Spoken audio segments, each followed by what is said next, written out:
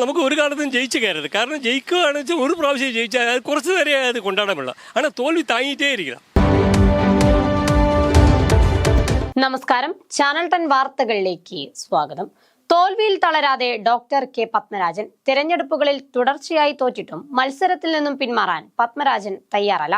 നിലമ്പൂർ ഉപതെരഞ്ഞെടുപ്പിലും നാമനിർദ്ദേശ പത്രിക സമർപ്പിച്ചെങ്കിലും അയോഗ്യനാവുകയായിരുന്നു. പ്രധാനമന്ത്രി നരേന്ദ്രമോദി അടക്കമുള്ള പ്രമുഖർക്കെതിരെയാണ് പത്മരാജന്റെ മത്സരങ്ങൾ.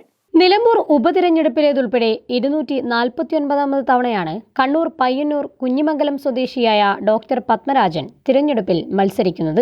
എന്നാൽ തോൽക്കണമെന്ന പ്രാർത്ഥനയോടെ നാമനിർദ്ദേശ പത്രിക സമർപ്പിക്കുന്ന ഏക സ്ഥാനാർത്ഥി കൂടിയാണ് പത്മരാജൻ. താങ്കൾ എന്തായാലും മറ്റുള്ളവർക്ക് വലിയ ഒരു മോട്ടിവേഷൻ തന്നെയാണല്ലോ. സാധാരണ എല്ലാവരും പരാജയപ്പെടുമ്പോൾ സങ്കടപ്പെടുന്ന ഒരു അവസ്ഥയിൽ നിങ്ങൾ പരാജയം ആസ്വദിക്കുകയാണ്.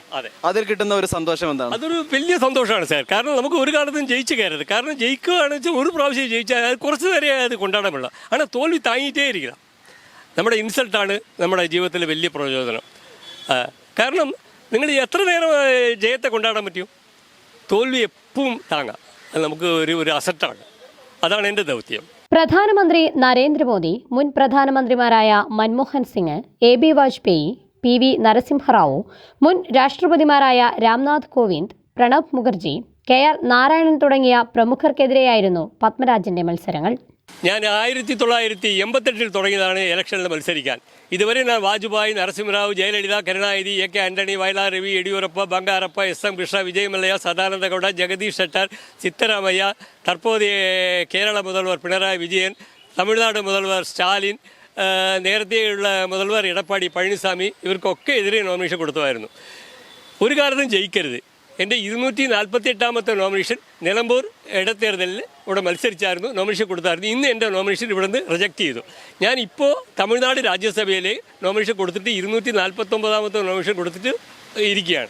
വരാൻ പോകുന്ന നിലമ്പൂർ ഉപതെരഞ്ഞെടുപ്പിലും പത്മരാജൻ നാമനിർദ്ദേശ പത്രിക സമർപ്പിച്ചിരുന്നെങ്കിലും തള്ളുകയായിരുന്നു. തോൽവികളിൽ സങ്കടപ്പെടുന്നില്ല, സന്തോഷിക്കുന്നു എന്ന് പറഞ്ഞു. അപ്പോൾ ഇന്ന് ഇവിടെ ഈ ഒരു നാമനിർദ്ദേശ പത്രിക തള്ളിയിരിക്കുകയാണല്ലോ. ഇപ്പോൾ നിലവിലും സന്തോഷം തന്നെയാണോ? അത് വളരെ സന്തോഷം. കാരണം വെച്ചാൽ ഈ സംസ്ഥാനത്തിൽ നമ്മൾ വോട്ടർ പട്ടിക മാറ്റണം. ഞാനത് മാറ്റിയില്ല. കാരണം ഞാൻ തമിഴ്നാടിൻ്റെ വോട്ടറാണ്. അപ്പോൾ MP ആൾ ഓവർ ഇന്ത്യ മത്സരിക്കാം. MLA വേണമെങ്കിൽ ഇവിടെ ഞാൻ മാറ്റാം. കാരണം മാറ്റിയാലും നമ്മുടെ ദൗത്യം അതാണല്ലോ. അതുകൊണ്ട് വളരെ സന്തോഷമാണ്. തോൽവിയാണത് എനിക്ക്. വയനാട് ലോക്സഭാ മണ്ഡലത്തിൽ രാഹുൽ ഗാന്ധിക്കെതിരെയും പ്രിയങ്ക ഗാന്ധിക്കെതിരെയും അദ്ദേഹം മത്സരിച്ചു. കേരളത്തിൽ അടുത്തിടെ നടന്ന ഒട്ടുമിക്ക ഉപതിരഞ്ഞെടുപ്പുകളിലും പത്മരാജന്റെ സാന്നിധ്യമുണ്ടായിരുന്നു. പ്രിയങ്ക ഗാന്ധിക്കെതിരെ ആദ്യം നാമനിർദ്ദേശ പത്രിക സമർപ്പിച്ചത് പത്മരാജനായിരുന്നു. Guinness record, Limca book of record തുടങ്ങിയ അനേകം അംഗീകാരങ്ങളും പത്മരാജനെ ഇതിനോടകം തന്നെ തേടിയെത്തി. ലോകത്ത് ഏറ്റവും കൂടുതൽ തിരഞ്ഞെടുപ്പുകളിൽ മത്സരിച്ച ഒരാൾ കൂടിയാണ് പത്മരാജൻ. 1 കോടിയോളം രൂപയാണ് ഇതിനകം തിരഞ്ഞെടുപ്പുകൾക്കായി കെട്ടിവെച്ചത്. തിരഞ്ഞെടുപ്പിൽ ആർക്കു മത്സരിക്കാമെന്ന ബോധവൽക്കരണത്തിനായി മാത്രമാണ് പത്മരാജന്റെ മത്സരങ്ങൾ.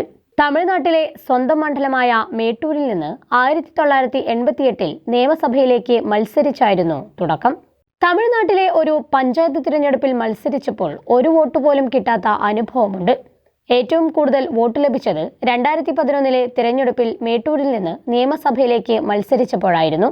കണ്ണൂർ ജില്ലയിൽ ജനിച്ച ഡോക്ടർ പത്മരാജൻ 2 പതിറ്റാണ്ടിലധികമായി തമിഴ്നാട്ടിലാണ് താമസം. ഹോമിയോ ഡോക്ടറായ പത്മരാജൻ നാട്ടിലെ ഗ്രാമങ്ങളിലുള്ളവർക്ക് സൗജന്യ ചികിത്സ നൽകുകയാണ്. ശ്രീജ നമ്പ്യാരാണ് പത്മരാജന്റെ ഭാര്യ.